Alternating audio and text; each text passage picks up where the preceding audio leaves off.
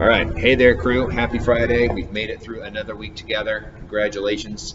We're going to finish up this week with a 15-minute AMRAP called Cookie Monster. We have some power snatches, some jump rope, either singles or doubles, and then we have burpees as well, everybody's favorite. 20 power snatches, 40 double unders or 60 singles, 20 burpees, and then we go back to our 40 double unders or 60 singles. That's one round.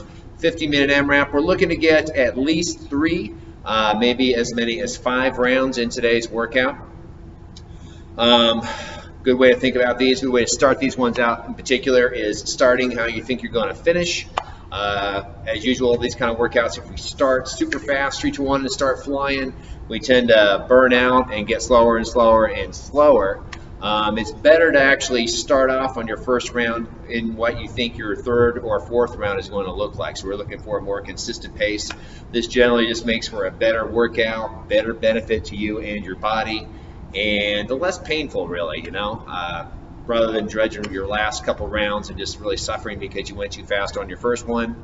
Think about what that third or fourth one's going to feel like and try to start there. All right, so power snatches today, you can either use a moderate barbell or a dumbbell. What I want you to focus on in particular is what the arms are doing. A lot of people when snatching tend to use their arms too much, right? They're using their arms to pull that bar up, or they're using their arms to pull that dumbbell up. We just want to use our legs and hips as much as possible, right? That big leg drive, that hip extension, we want that to pass the weight off to the upper body.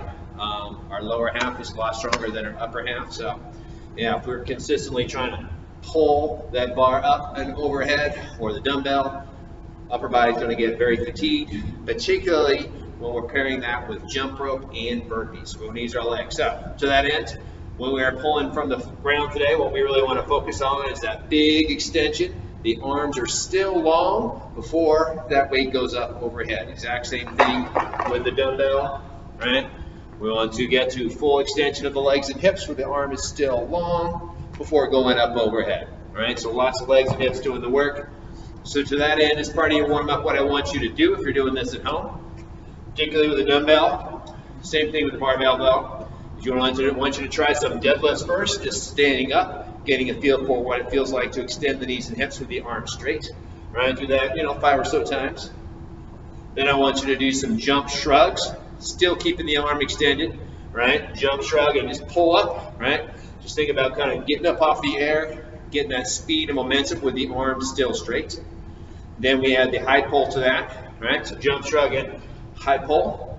This one basically we're pulling that elbow up nice and high, keeping the weight nice and close. All this exact same stuff applies to the barbell. And then after we do our high pull, that elbow, pop it up overhead. So legs and hips first, pull that elbow after the hips and knees have extended, and then bring that weight up overhead. And again, exact same thing with the bar, right? Shrug, then pull, then pop it up overhead. All right. None early arm pull business. For your jump rope today, think about if you're doing double unders today. And this serves 2 purposes, what I'm about to say is 1, it prevents you from missing double unders so much, and 2, it actually slows down the process and it helps you kind of control your breathing a little bit better. And that is jumping a little bit higher on your double unders. So everybody thinks you have to go really super fast with double unders. You don't, really. You can actually slow down motion by jumping a little bit higher. This gives you a little bit more room. You can actually slow down the spin of the rope. It makes it less likely for you to trip on the rope.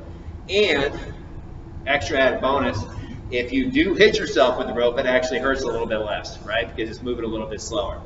And it's kind of nice because generally, a lot of people tend to get kind of winded by doing double unders because you're going really fast and doing it really tense. Go ahead and slow it down just a little bit. A little higher jump, a little slower spin. It's going to make it a little bit easier to get through your sets.